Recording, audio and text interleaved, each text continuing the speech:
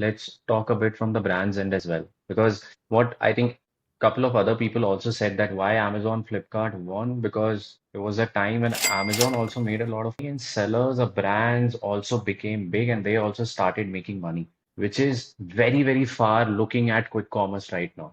Today, Right. it's very, very difficult for a brand to start from quick commerce unless and until their investment is too huge. When we talk about the modern D2C brands where they have limited investment or the funding has also dried up in the market, where will e-commerce go? And second, what should be the take of the brand where they've been onboarded and profitability is really far from quick commerce as a platform? Okay. So I think I'll interpret the question and I'll rephrase it to say that how can, as a brand, I even hope to achieve profitability in this landscape? And look, the answer is that you can't use the same mixes, the same strategies that have worked on other channels on quick commerce and hope to achieve profitability. No brand, let me not say no brand, but most brands did not achieve profitability on e-commerce marketplaces with the same mix that they had in general trade. That did not happen. Hmm.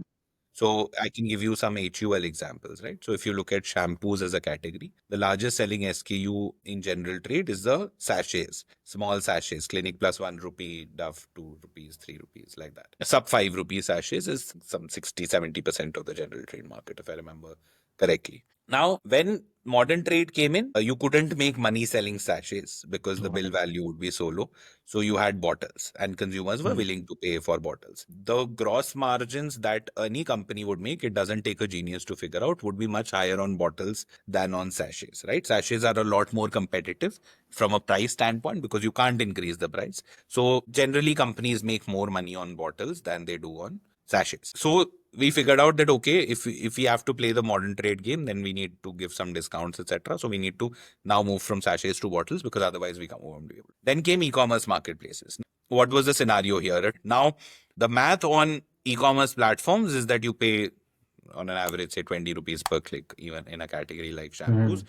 25 rupees per click, then suddenly it doesn't make sense for you Right. to be selling a 200, 250 rupee bottle of shampoo or even a 400 rupee bottle of Correct. shampoo. So what do?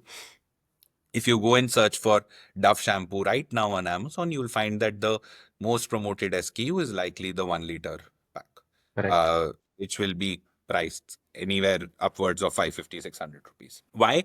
Because that is what is needed for the unit economics to work on the platform. For a legacy brand, you had to do that, which was uptrade and increase the pack size. At the same time, brands like, and I'll use the hair care category example only, but brands like Wow and Mamaearth were able to come up and were able to charge a much higher price per ml Right.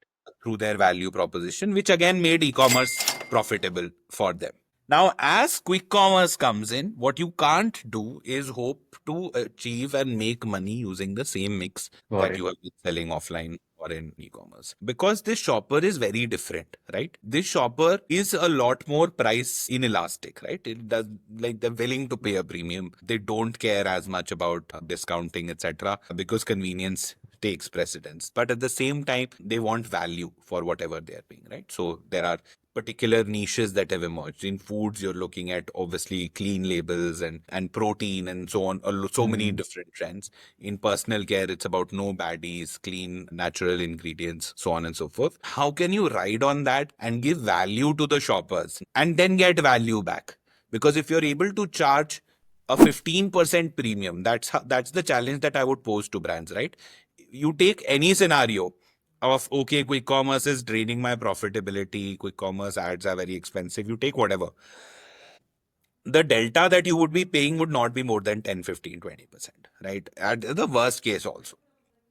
The challenge for you as a marketer is what do you need to do to get the consumer to pay 15% more? And Hmm. they will not pay 15% more for the same mixes because consumers Correct. are not idiots. Get them to pay that much more so that you're able to then make money on this channel.